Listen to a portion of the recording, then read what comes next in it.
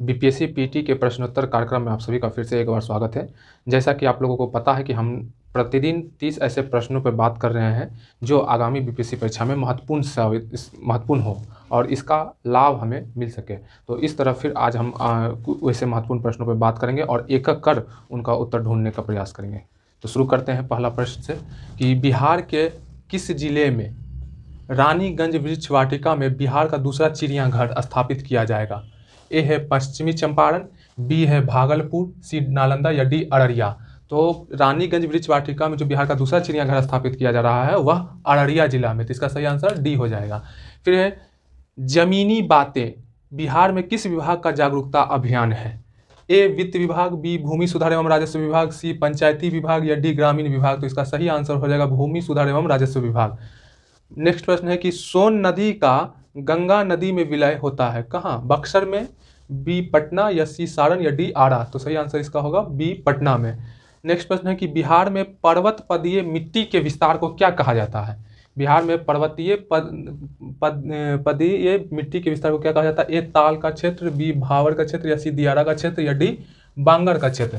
तो इसे आंसर होगा भी भावर का क्षेत्र जो है बिहार में पर्वत पदीय मिट्टी को भावर का क्षेत्र कहा जाता है। नेक्स्ट प्रश्न है कि निम्नलिखित में से किस दल का प्रतिनिधित्व भारत की संविधान निर्माती सभा में नहीं था? ए है Liberal Party, B Hindu Mahasabha, C Scheduled Caste Federation, D communist. तो इसका आंसर होगा हिंदू महासभा का जो है संविधान निर्माती सभा में नहीं था इसका प्रतिनिधित्व। नेक्स्ट प्रश्न है कि भारतीय संविधान में किस संशोधन द्वारा अनुच्छेद 352 में आंतरिक उपद्रव के स्थान पर सशस्त्र विद्रोह शब्द का प्रयोग किया गया है? ए 39वां संशोधन द्वारा या बी 42वें संशोधन द्वारा, सी 43वें संशोधन द्वारा या डी 44वें संशोधन द्वारा। तो 44वें संशोधन द्वारा 1978 द्वारा हमने संविधान में के अनुच्छेद 352 में जो था आंतरिक उपद्रव उसके स्थान पर हमने सशस्त्र विद्रोह शब्द का प्रयोग किया है। सही आंसर इसका डी हो जाएगा। वर्णांधता का दोष किस लेंस का प्रयोग कर दूर किया जा सकता है? ए अवतल लेंस, बी उत्तल लेंस या सी सिलेंडरी लेंस या डी ए और बी दोनों या ई इनमें से कोई नहीं है एक से अधिक। तो वर्णांधता जो है वह एक आनुवांशिक रोग है जिसमें उसे रंग पहचानने की क्षमता नहीं होती है। तो यही इसका जो है इसको कोई किसी लेंस द्वारा इसका दूर नहीं किया जा सकता इस दोष को। तो इसका सही आंसर होगा इनमें से कोई नहीं।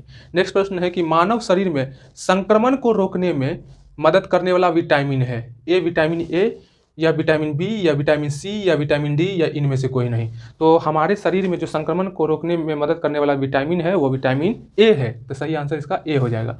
निम्नलिखित में से किसने 1920 के नागपुर के भारतीय राष्ट्रीय कांग्रेस के अधिवेशन में असहयोग के प्रस्ताव को प्रस्तावित किया था? हमें बताना है कि 1920 के नागपुर अधिवेशन में किसने असहयोग आंदोलन के प्रस्ताव को प्रस्तावित किया था।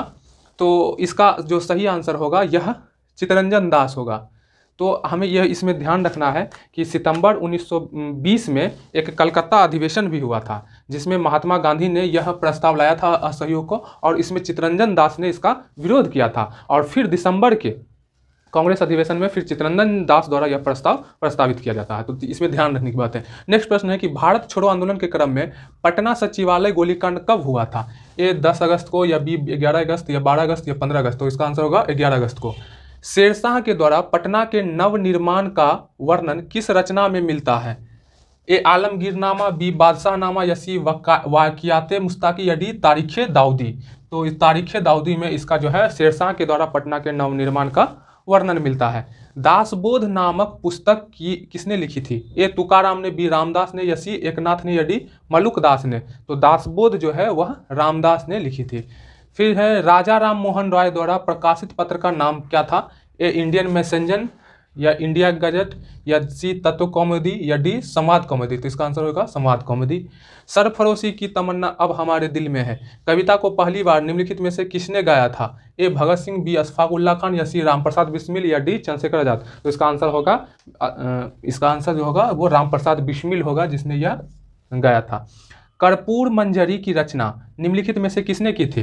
ए अमर सिन्हा, बी बिल्हाना या सी कुतक या डी राजशेखर। तो यह जो है इसकी रचना राजशेखर ने की थी अपनी पत्नी जो है उसको खुश करने के लिए उसमें यह नाट्य लिखा था और यह प्राकृत भाषा में था। तो नेक्स्ट प्रश्न है कि बिहार के निम्नलिखित में से महिला स्वतंत्रता सेनानियों में से किसने भगत सिंह को दिए गए मृत्युदंड के विरुद्ध आवाज़ उठाने के लिए लोगों को संगठित किया था? बताना है कि वह स्वतंत्रता संग्राम सेनानी का नाम जिन्होंने भगत सिंह को जो मृत्युदंड दिया था उसके विरुद्ध आवाज़ उठाने के लिए संगठित किया था। बिहार की स्वतंत्रता सेनानी कौन थी? ए है सरला देवी, बी उर्मिला दास, या सी कुसुम कुमारी देवी, या डी उषा रानी मुखर्जी। तो सही आंसर जो है इसका कुसुम कुमारी देवी। नेक्स्ट प्रश्न है कि मौर्य प्रशासन में महिषी था या थी? क्या था महिषी का क्या अर्थ था मौर्य प्रशासन में? ए है मुख्य रानी, या बी कंचुकी राजमहल का बड़ा अधिकारी, या सी कोषाध्यक्ष, या डी सारथी। तो महिषी जो था मौर्य प्रशासन में वह मुख्य रानी थी।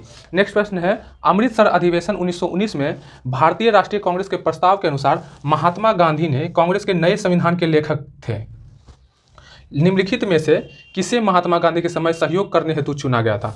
अब इसमें बताना है कि अमृतसर के जो अधिवेशन था 1919 में, उसमें महात्मा गांधी जो थे उसके अनुसार नए कांग्रेस के नए संविधान के वो लेखक थे। तो बताना है कि उसमें उनका सहयोग करने के लिए किसे चुना गया था? ए है NC केलकर, बी बाल गंगाधर तिलक, या सी IV सेन, या डी चित्तरंजन दास, या ई इनमें से कोई नहीं है। तो ये चारों थे, NC केलकर, BG तिलक, IV सेन और CR दास, इसलिए इसका आंसर हो जाएगा एक से अधिक। ये सारे चुने गए थे।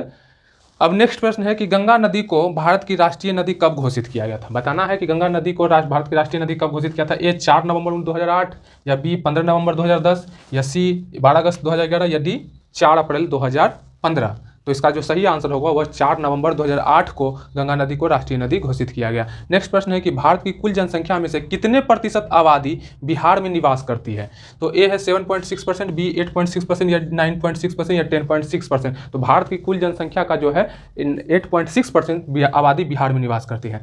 नेक्स्ट प्रश्न है कि निम्नलिखित में से कौन सा राज्य बॉक्साइट का शीर्ष उत्पादक है? कौन सा राज्य बॉक्साइट का शीर्ष उत्पादक है? ए झारखंड, बी केरल, या सी ओडिशा, या डी राजस्थान। सही आंसर इसका ओडिशा होगा, जो 51% कुल उत्पादक का 51% वो अपने राज्य में करती है, उड़ीसा इसका आंसर होगा। नेक्स्ट प्रश्न है कि निम्नलिखित में से कौन सी एक अल्पकालिक नदी है? अल्पकालिक नदी बताना है कि कौन सी एक अल्पकालिक नदी जो मतलब वर्षा के समय में ही उस नदी का उद्गम होता है। ए है माही, बी दूधगंगा, या सी वर्धा, या डी लूनी। तो लूनी नदी इसका आंसर होगा। नेक्स्ट प्रश्न है कि वन्य जीव संरक्षण अधिनियम किस वर्ष पारित किया गया था? ए 1970, या 1971, या 1972, या डी 1973। तो वन्य जीव संरक्षण अधिनियम जो है वह 1972 में पारित किया गया था। सही आंसर इसका 1972 होगा।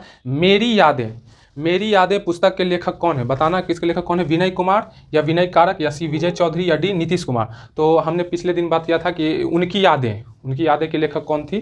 तो वो तारा देवी थे। अब आज जो पुस्तक है उसमें है मेरी यादें, इसके जो लेखक हैं यह विनय कारक हैं। फिर नेक्स्ट प्रश्न, अंतिम प्रश्न इस खंड का, देश के पहले डॉल्फिन रिसर्च सेंटर की स्थापना कहाँ की गई? ए पटना, बी भागलपुर, या सी मुंगेर, या डी कटिहार। तो इसका सही आंसर होगा पटना। तो इस तरह से मैंने आज फिर आपके समक्ष कुछ महत्वपूर्ण प्रश्नों पर बात किया है। निश्चित रूप से मुझे उम्मीद है कि इसका लाभ आपको आगामी BPSC परीक्षा में मिलेगा।